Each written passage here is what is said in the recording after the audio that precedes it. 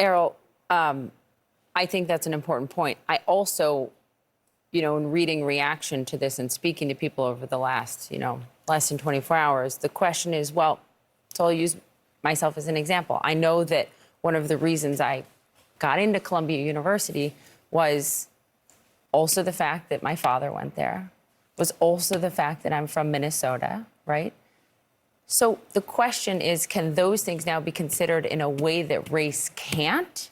Or are they now on equal ground because Robert said in his opinion students can still express how diversity has impacted their lives? That's a big question because that's a big sticking point for many people thinking, why can legacy, which largely benefits affluent white people, can that be considered now more than race? Sure. Well, I mean, in fact, that's in Sotomayor's dissent. Right. She points out that, at Harvard, for example, if you're a legacy, you're an athletic recruit, if you're the son of a faculty member or daughter of a faculty member, that's about 5% of the applicant pool, but they end up being 30% of the class.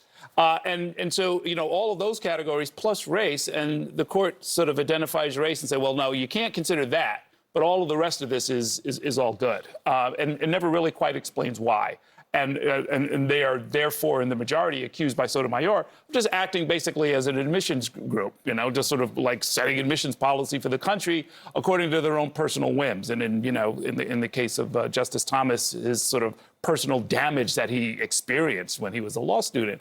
Not a sound way to make constitutional policy. I think we're going to find a lot of people using the loophole that you just alluded to, sort of saying, OK, we're not going to take race into account, but we're going to ask you to write an essay about any adversity you might have experienced in your life because of race or ethnicity. And the admissions officers will figure it out and the students will figure it out. And the push toward diversity that is basically inevitable despite the court's ruling, I think is going to remain a part of how institutions that are creating future leaders are going to really select those leaders. Well, I think institutions have incentive to try and create that because I think they want diverse student bodies. I think students want diverse student bodies as well. From a federal level, you worked at DOJ. Yeah.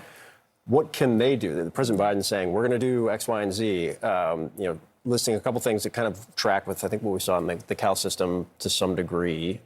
Is there anything the federal government? To some extent, look, the president can always enter executive orders on virtually any subject, directing the federal government to take actions or strive to diversify or strive to promote diversity in its efforts. The problem with executive actions is sort of twofold. One, they can be undone with the stroke of a pen by a future president. So there's sort of a temporary Band-Aid on a problem that a president's identifying. But two, more importantly, they invite more litigation. I can assure you that the moment Joe Biden puts in place any sort of executive order on any of this, all the interest groups that have been behind legislation like this, and other litigants will certainly challenge them in court.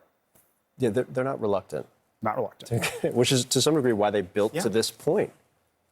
You're going to speak to the Education Secretary, right, Miguel Cardona, later in the show, and that's a very key thing is what will the administration do now? Because I feel like we've gone through this cycle with the Supreme Court repeatedly where the administration is furious after a ruling and then comes out and says, we're going to do X, Y, and Z. And then 6 to 8 months later, you have a couple of executive actions, not even executive orders. And it's just the reality. There is not a lot that they can do, but they feel like they have to say they can do stuff, and then advocates are frustrated. And I feel like we're going to go through that process again to some degree. But we'll ask the Secretary of Education shortly.